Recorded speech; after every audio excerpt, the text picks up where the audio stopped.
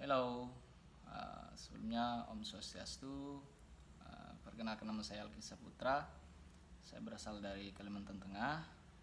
Jadi pada video kali ini saya akan membuat video tentang pengobatan.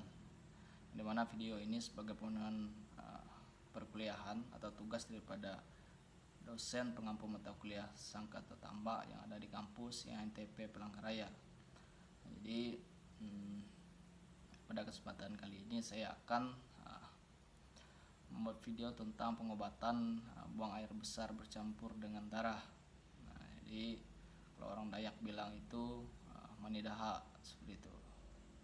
Jadi apa sih obat daripada itu?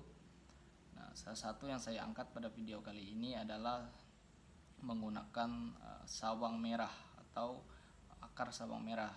Nah, memang di Kalimantan itu sebenarnya orang-orang Dayak, terkhususnya orang Kalimantan Tengah, itu banyak sebenarnya tanaman obat yang bisa dimanfaatkan atau digunakan sebagai obat untuk mengobati daripada air besar bercampur dengan darah ini.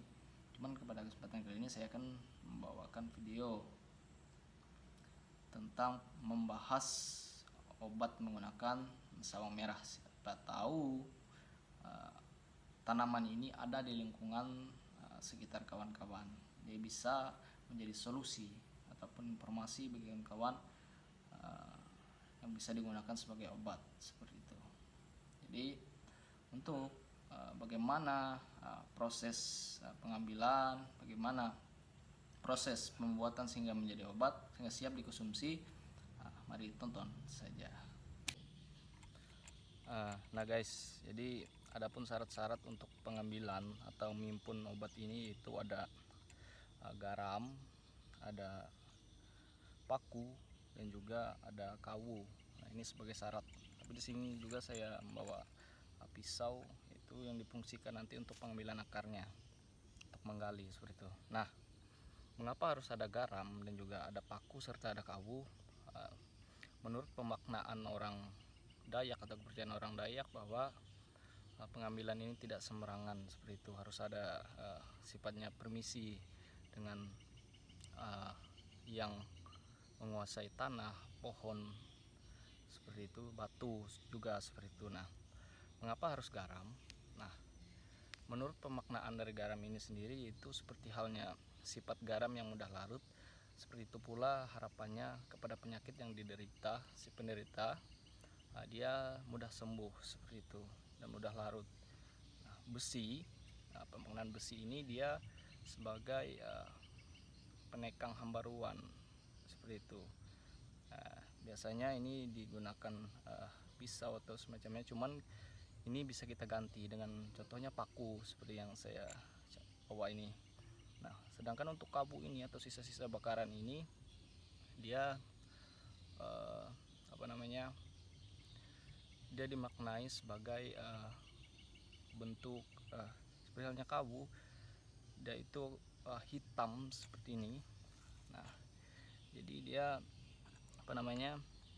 seperti itu pula harapannya orang yang mengimpun ini atau orang yang menderita penyakit ini, dia kabur kelihatannya daripada penyakit ataupun zat-zat yang tidak baik itu, dia menjadi kabur atau tidak terlihat seperti, sehingga penyakit itu dapat sembuh dan tidak kembali lagi. Seperti yang juga yang mengambilnya pun dia tidak terkena, karena sudah ada kawu ini sebagai sarana untuk melindungi lah sifatnya seperti itu, agar menjaga daripada serangan ataupun soal yang tidak baik dari penglihatan hal seperti itu. Nah, jadi untuk pengambilannya sendiri pun, ini kita bisa taburkan garam seperti ini pohonnya. Nah, ini juga kita bisa taburkan garam. Ini kita bisa seperti mengucapkan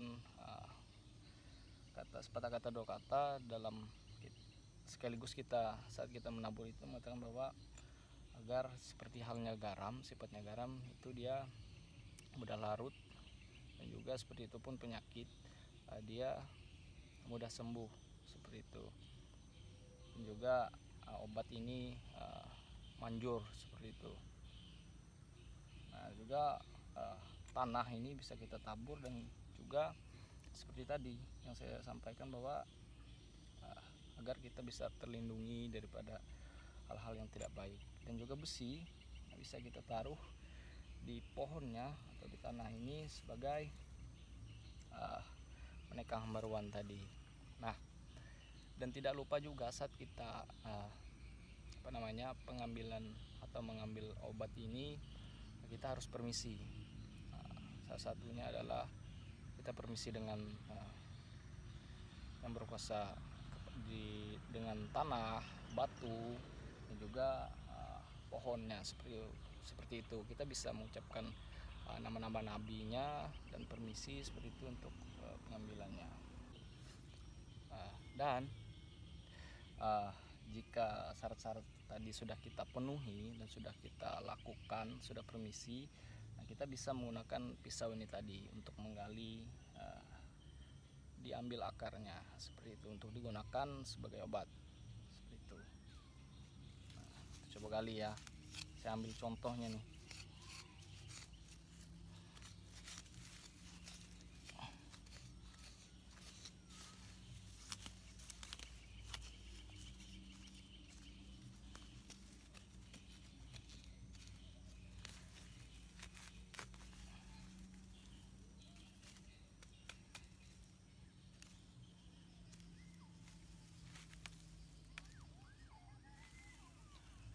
Nah kawan-kawan, jadi kita bisa ambil secukupnya saja seperti yang saya ambil ini ya. Ada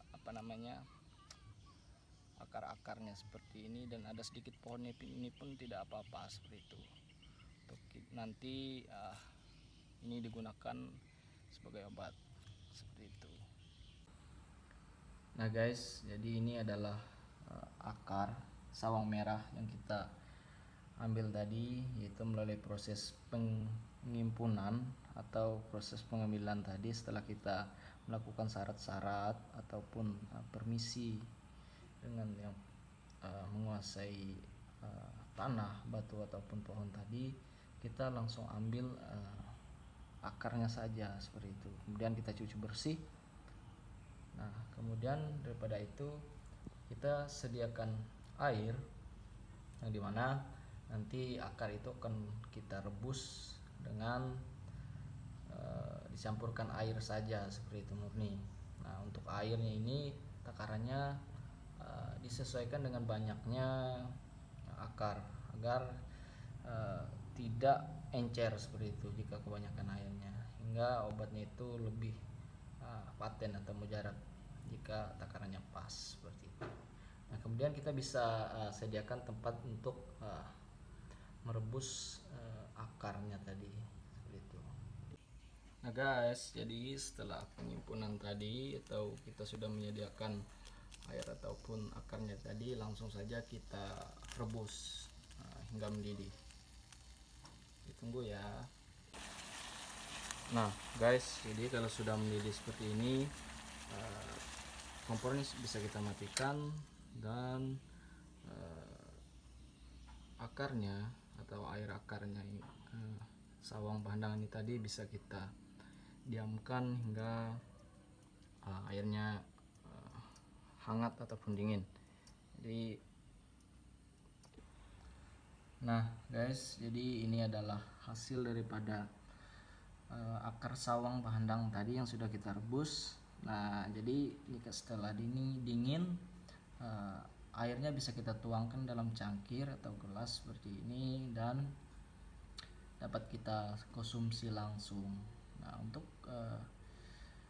aturan mengkonsumsi atau minum airnya terserah kawan-kawan saja, bisa 3 kali seminggu ataupun bisa 1 kali sehari, tergantung daripada kebutuhan.